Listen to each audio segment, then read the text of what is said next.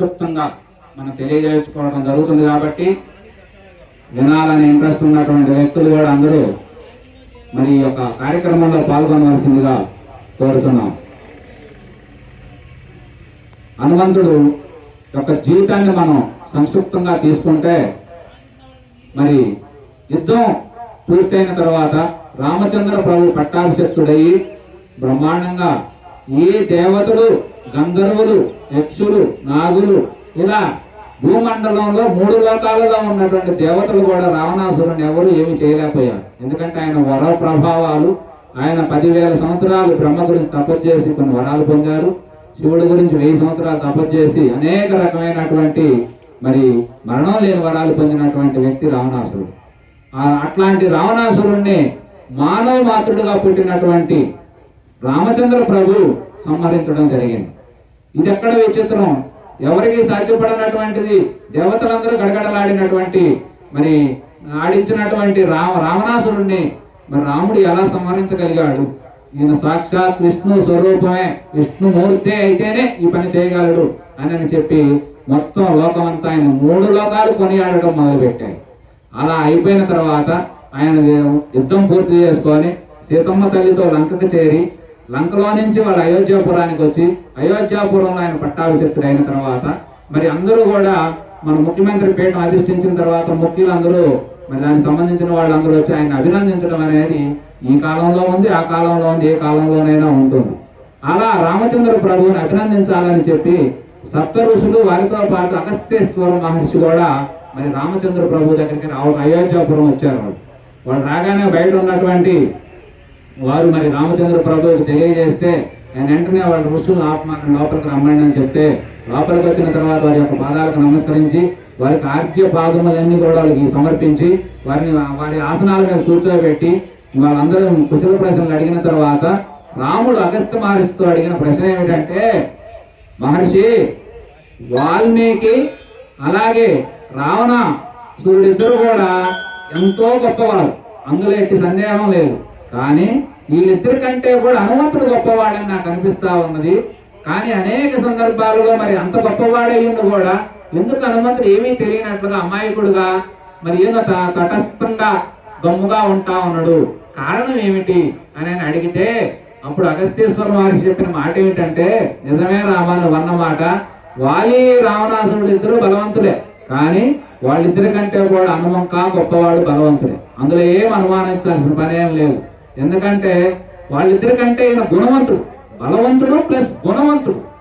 అలాంటి గుణవంతుడు కాబట్టి ఆయన మరి ఈరోజు 3 లోకాల్లో ఆరాధించబడతా ఉన్నాడు అని చెప్పి ఆయన యొక్క జీవిత చరిత్రని సంక్షిప్తంగా చెప్పడం మొదలు పెడితే, హనుమంతుడు దగ్గర మనకి చెప్పిన మాట ఇప్పుడు మనకు తెలిసింది ఏమిటంటే, రాముడు ఉత్తర భారతదేశంలో జన్మించాడు అయోధ్యాపురం. కానీ మన ఈ హనుమంతుడు మన దక్షిణ భారతదేశంలో మనకి తిరుపతి కొండ, సుమేరు పర్వతం అనేటువంటి ఒక కొండ మీద, అది ఎక్కడుంది అంటే ఇప్పుడు దగ్గర మన తిరుపతి కొండపైన ఉన్నట్లుగా తేల్చారు మన వాళ్ళందరూ. ఆ సుమేరు పర్వతం మధ్యాహ్నం ఎండ వచ్చినప్పుడు సూర్యకాంతి కదా ఒక గోల్డ్ ఆకారంలో బంగారం లాగా మెరుస్తూ ఉంటుందంట ఆ సుమేరు పర్వతం. ఆ సుమేరు పర్వతానికి కేసరి అంజనాదేవి అనేటువంటి పుణ్య దంపతులకి ఈ హనుమంతుడు జన్మించడం జరిగింది. అలా ఆ యొక్క కేసరి యొక్క మరి తనయుడుగా, అంజనాదేవి యొక్క పుత్రుడుగా వాళ్ళు మరి వాయుదేవుని యొక్క హంసతో, శివుని యొక్క హంసతో వాయుదేవుని యొక్క వరప్రసాదం చేత జన్మించినట్లుగా మనకు మహాత్ముల వచనం ద్వారా మనం వింటా ఉంటాం. ఆ విధానం తీసుకుంటే మరి ఆయన చిన్నపిల్లగాడు 5-6 నెలలు అప్పుడు పంచలో బండబెట్టి వాళ్ళ అమ్మ ఏదో పని ఉన్నట్టుగా బయటికి పోతే అప్పుడే సూర్యోదయం అయ్యి బయటకు వస్తున్నటువంటి సూర్యుని చూసి సూర్యుని ఏదో ఒక పండుగ కలిసి ఆకలితో భుజిద్దాం అనుకొని ఆయన గగనంలోకి ప్రయాణం చేయటం మొదలుపెట్టాడు. ఏది 6 నెలల పిల్లగాడు అప్పుడు. అలా పోతా ఉంటే వాయుదేవుడు ఆయన అనుసరిస్తా ఉన్నాడు. ఎందుకంటే వాయుదేవుని యొక్క అంశతో కదా ఆయన పుట్టింది. అయ్యో నా పుత్రుడు ఎక్కడికో మళ్ళీ గగన ప్రయాణం చేస్తా ఉన్నాడు, ఆయనకి ఏమైనా దీనివల్ల అపాయం కలిగిద్దేమోనని చెప్పి ఆయనతో అనుసంధానంగా ప్రయాణం చేస్తూ ఆయనకి శుభ్రంగా ఏసీ పెట్టుకుంటూ ప్రయాణం చేస్తుంది.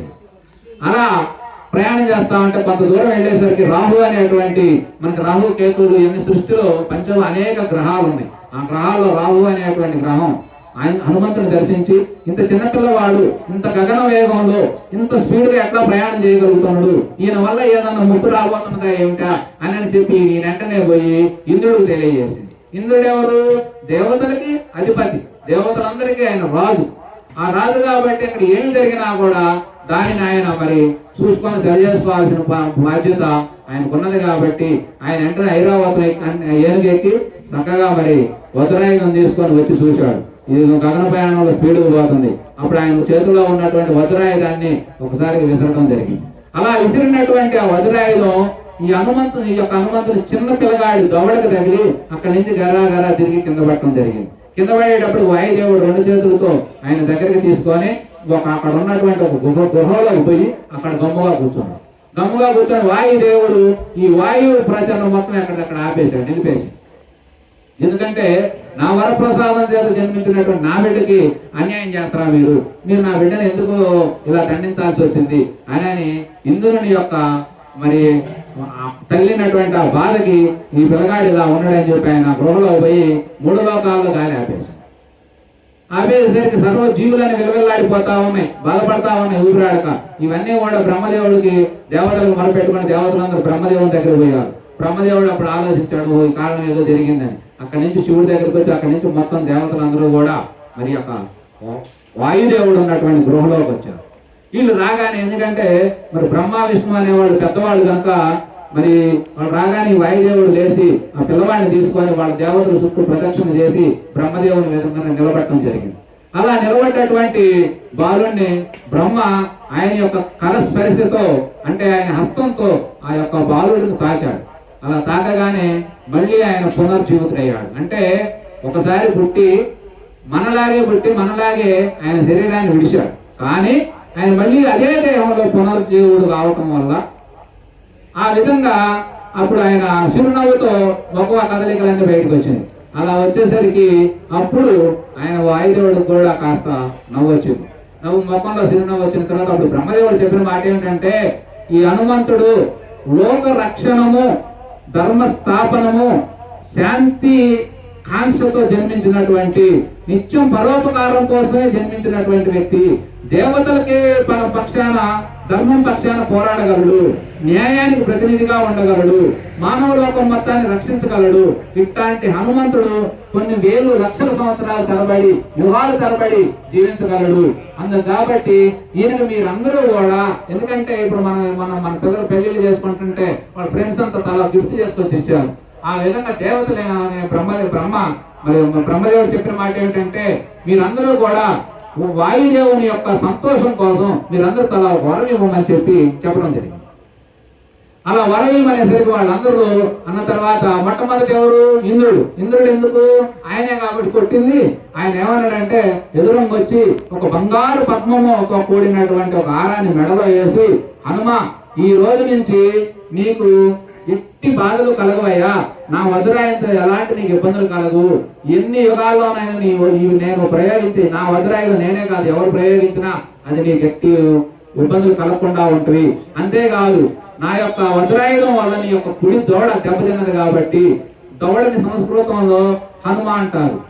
అందుకని ఈ రోజు నుంచి నీవు హనుమగా లోకంలో ఖ్యాతి వహించగలవు అని చెప్పి మొట్టమొదట హనుమంతుడికి హనుమాని పేరు పెట్టింది మన ఇంద్రుడు.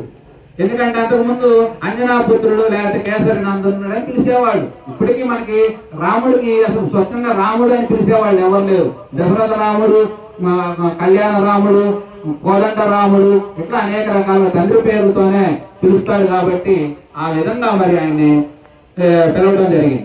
ఆ తర్వాత సూర్యుడు మరి ఆయన ఒక వరాన్ని, ఎందుకంటే ఇతనికి యుక్త వయసు వచ్చిన తర్వాత నా మొగతగా ఈయన అనేక రకమైనటువంటి బ్రహ్మ విద్యా జ్ఞానం అంతా కూడా నేర్చుకోగలడు అని చెప్పి ఆయనకు ఒక వరం ఇవ్వడం జరిగింది.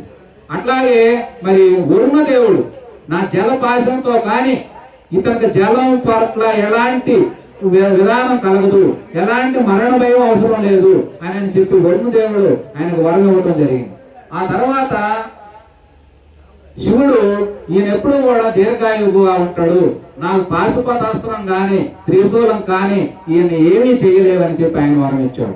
ఆ తర్వాత విశ్వకర్మ నేను తయారు చేసినటువంటి ఆయుధాలన్నీ కూడా ఎందుకంటే మన దేవతలు వాడే ఆయుధాలు మొత్తం కూడా విశ్వకర్మ చేత తయారు సృష్టించబడినవే. ఆ ఆయుధాలన్నీ కూడా నిన్ను ఏమి చేయవయ్యా, నిన్ను ఒకవేళ వచ్చి కట్ చేసినా అవి ఏ పిలుచుకోవడం పోతే తప్ప నిన్ను ఎట్లా సంహరించలేమని చెప్పి మరి ఆయన విశ్వకర్మ చెప్పడం జరిగింది.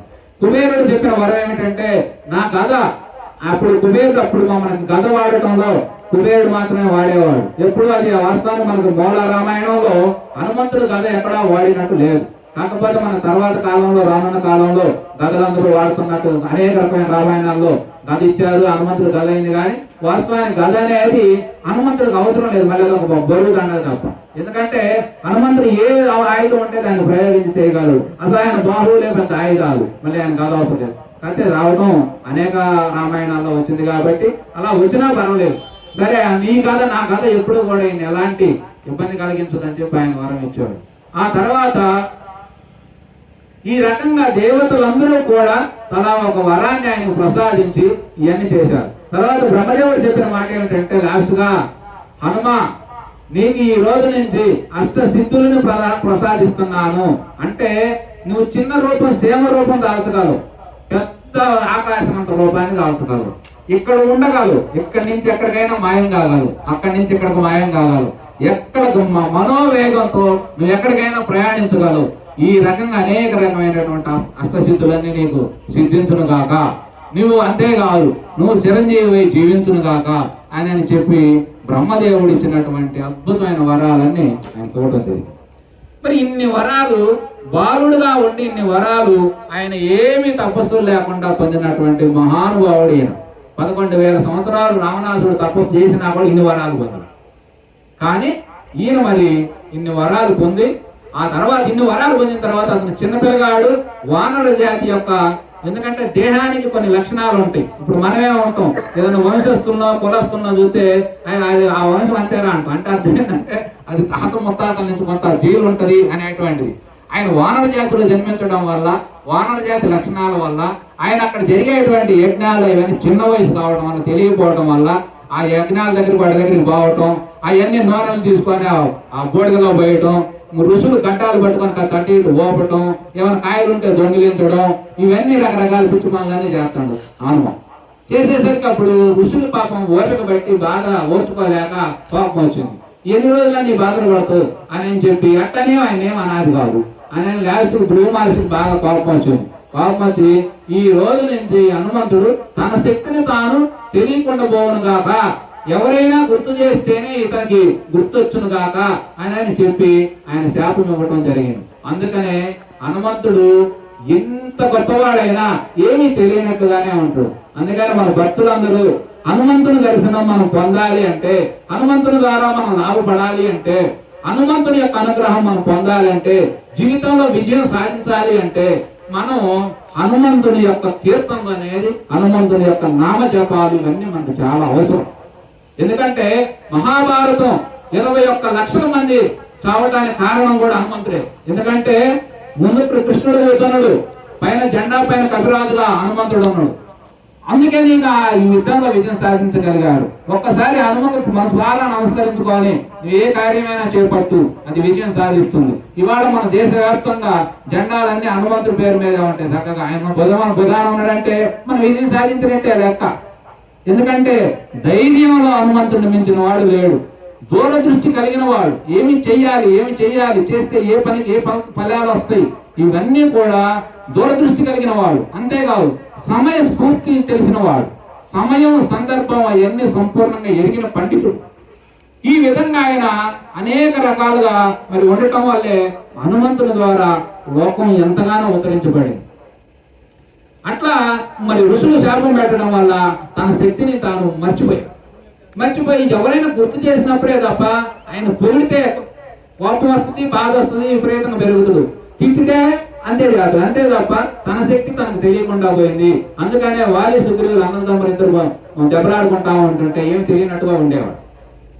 ఆ విధంగా హనుమంతుడు ఆ విధంగా ఉండటం వల్ల మరి ఆయన మనకేమీ తెలియకుండా ఉంటే, అందుకనే లంక దాటాలంటే అది ఎవరికి సాధ్యపడదా.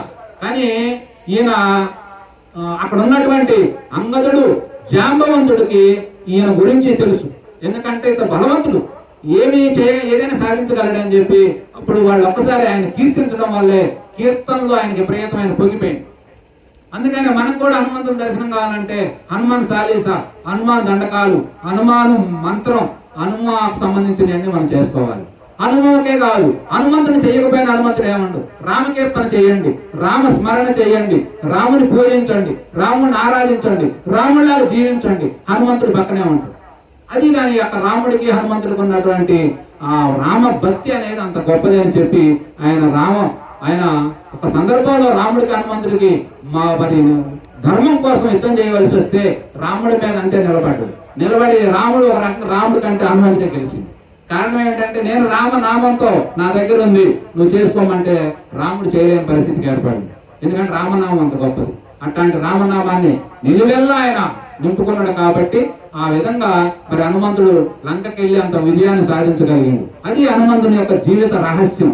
ఆ రహస్యం కోసమే మనకు మహాభారతంలో హనుమంతుడు వనపర్వంలో భీముడు మరి ఆయన కొండ మీదకి వెళ్ళి మరి ఆ యొక్క పుష్పాలు తీసుకురావడానికి వెళ్ళినప్పుడు అక్కడ హనుమంతుడు తోక దారికి అడ్డం పెట్టుకొని పడుకుంటాడు. పడుకుంటే హనుమంతుడు ఏమనుకుంటాంటే ఈ యొక్క కోతి ఇట్లా పెట్టుకున్నది ఇదేంది అని చెప్పి ఫస్ట్ కాలుతో అంటాడు. కాలుతో జరగదు, చేయితో అంటాడు, జరగదు, 2 చేతులు అంటాడు, మొత్తం బలవంతం ఉపయోగిస్తాడు. ఆయన హనుమంతుడి తోక, భీముడు అంటే గొప్ప బలవంతుడు, ఆయన హనుమంతుడు కాదు. ఎందుకంటే ఇట్లాంటి భీముడు 100 మంది అయితే కానీ హనుమంతుడు. అప్పుడు ఆయన వాయుదేవుని యొక్క అంశతో జన్మించిండు, ఈయన వాయుదేవుని అంశతో భీముడు జన్మించాడు. కాబట్టి అప్పుడు నువ్వు ఎవరు అయ్యా ప్రభు అని చెప్పి భీముడు ఆయనకి పాదాలకు నమస్కరించిన తర్వాత అప్పుడు ఆయన నిజరూప దర్శనం ఇచ్చి చక్కగా తమ్ముడు, ఎందుకంటే ఇద్దరు ఒకటే కాబట్టి మీకు వచ్చిన ఆపతి నాకు తెలుసు, నేను మరి ఈ రోజే వెళ్ళి మొత్తం దుర్యోధనని మొత్తం కట్టకట్టి తీసుకొచ్చి సొంతంలో పడేస్తా అన్నాడు. వద్దన్నా, మేము చేస్తాం, నువ్వు మాకు అండగా ఉంటే చాలని చెప్పి మరి అలాంటి ఒప్పందాలు భారతంలో దర్శించుకోవడం జరిగింది.